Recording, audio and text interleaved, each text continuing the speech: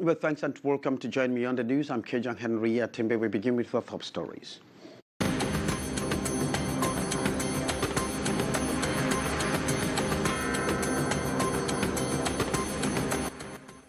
School children in limbo after torrential fall and violent wind sweeps across the school in Bangsa, West region of Cameroon. The students have gone for 2 weeks without classes. And 5 people killed in a plantation after separatist fighters in the southwest region of Cameroon wreaked havoc. Top stories. Canal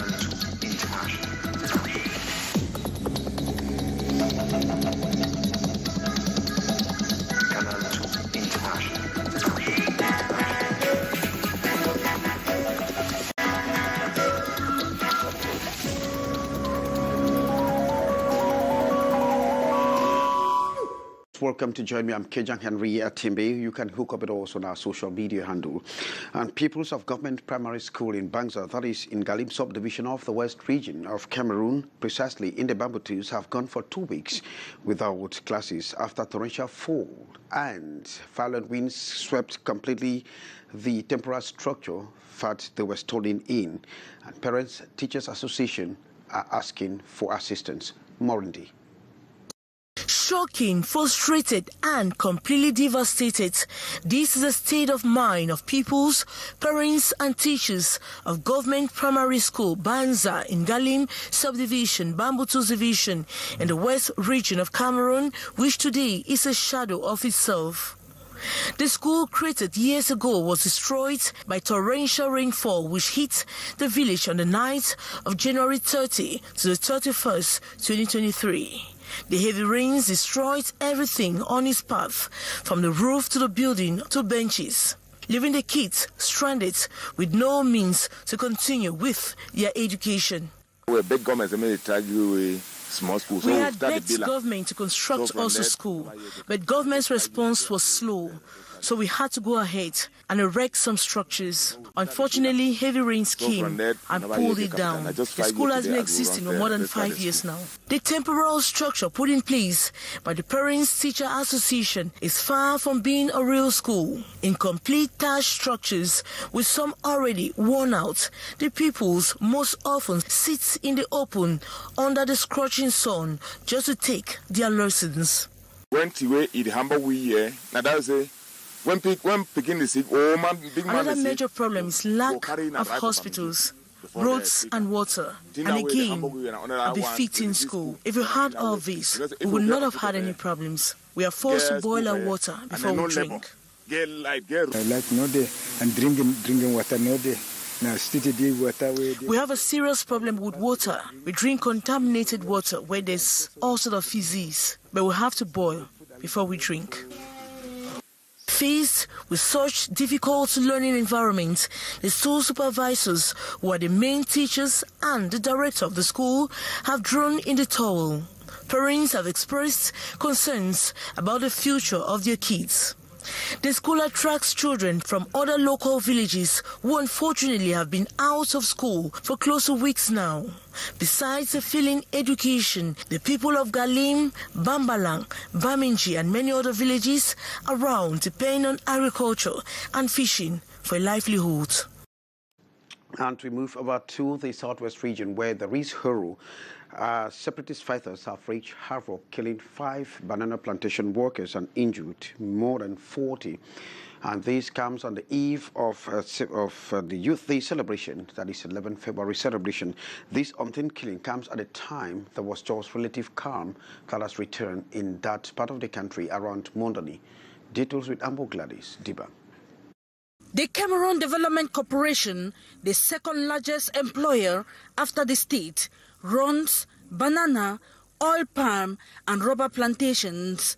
Between 2016 and 2018, when the Anglophone crisis was at its peak, separatist fighters attacked the company, destroyed vehicles, tractors, warehouses and some of the company's buildings. Material loss was estimated at 50 billion CFA francs. Workers were kidnapped, others killed, and some maimed for working for the state-run agro-industrial company. Only 7 of 29 production sites of the company were still fully operational that period. As a result, the company's revenue dropped by 75%, according to statistics that were made public by the company's general manager, Franklin Gier. 6,124 workers lost their jobs out of the company's 22,000 employees. A majority were either on temporary leave or absent for security reasons. As the attacks on the company persisted, management was forced to suspend activities in the banana sector between 2018 and 2020. As such, CDC stopped exporting for 18 months. It needed 32 billion CFA francs to rehabilitate the company. It resumed exports in 2020 and has had difficulties taking off due to financial challenges. With the February 11, 2023 attack that has left 5 workers dead and 44 others wounded, there are fears the employees would be plunged into another psychosis and may threaten the company's activities, which were already improving, especially with the exportation of banana within the past 1 year. And despite the security challenges, youth in Mundemba of the Indian Division Southwest region of Cameroon braved the odds to celebrate the National Youth Day on the 11th of February. The youth have urged the government to make sure it steps up security in that part of the country. Our Southwest Chief Correspondent is Ines Ondwanwala. Youths in Mundemba, Indian Division of the Southwest region, have expressed their determination to strive for the return of peace and normalcy in the division, which in the past months have been paying the heavy price of insecurity. As they turn out in their numbers to take part in the 11th February March past, they made their voices heard through messages carried out in placards and banners.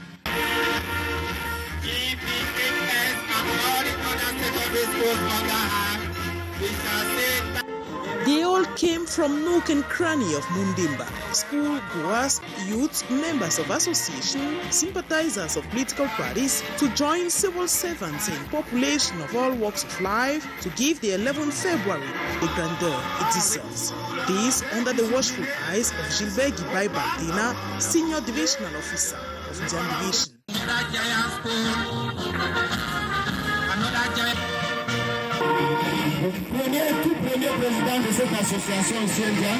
Youths in Mundemba Indian Division who distinguished themselves during socio-cultural activities to mark the Youth Week were awarded prizes.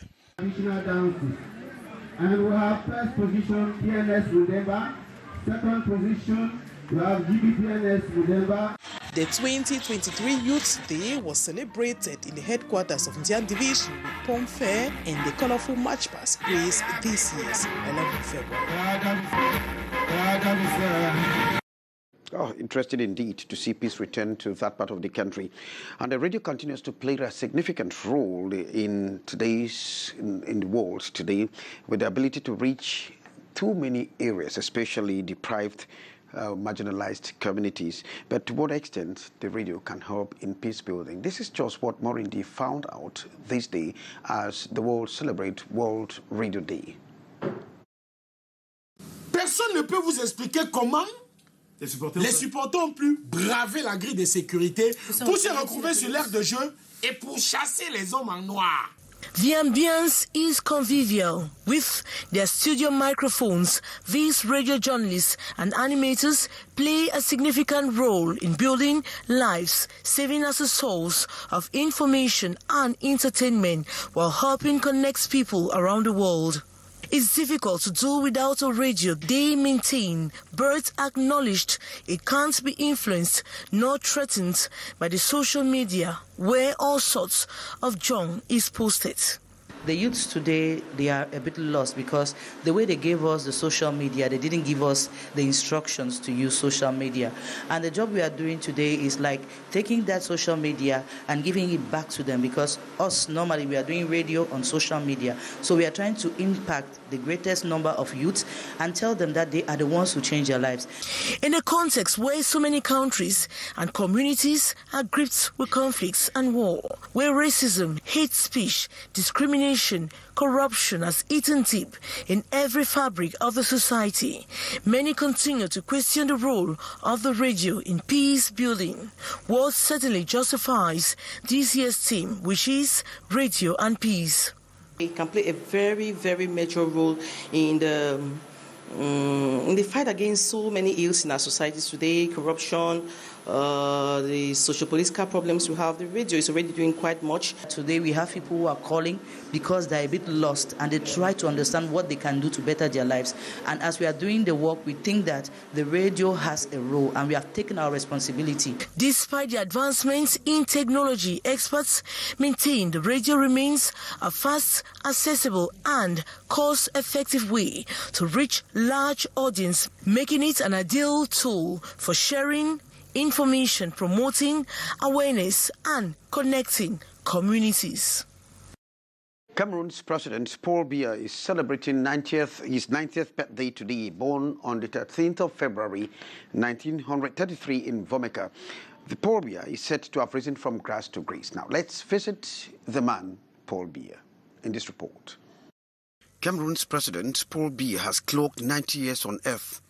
Some circles refer to him as Methuselah, the biblical legend who survived for 969 years. In the context of Cameroon, President Biya as Methusalem, an extremely old and long-lived politician who has survived in legend and tradition. The debate may not only hover around President Biya's age, but beyond that. Adjoined to President Biya's age is his God-given strength to assist him against his enemies, which allows him to perform superhuman like the biblical Samson. And so at 90, with 41 years at the helm of the state, with multiple facets, President Paul Biya is still acrobatically upright, according to some analysis by peers of his age bracket. In a country where the expectant lifespan is 60, to go by World Bank data published in 2022, surviving at 90 can only be considered as grace. Born of a catechist, as recorded in 1933 in Vomeka, President Paul Biya, the patriarch, has lived a life dedicated to the cherished values of peace, freedom and unity. In a country so polarized, so divided and in conflict, so he has constantly called for peaceful solution to the challenges of the times. However, it is often put, perfection is not of this world. That is what lives look like. Trials, temptations, mistakes, regrets, name it. President Paul Biya too might have gone through these for 90 years with 41 challenging years as president. But who knows his trials, his challenges, his mistakes, his temptations, and his regrets. And that drops the curtain for this edition of the news. I've been Kejang Henry Atimbe. Sorry, thank you very much for your attention. Mark Chwamo is set for the brief in our next studio. And of course, with his guest, he's going to tackle one of the most serious crises of football during the weekend, where supporters actually chased away a referee in Bafang. Good day.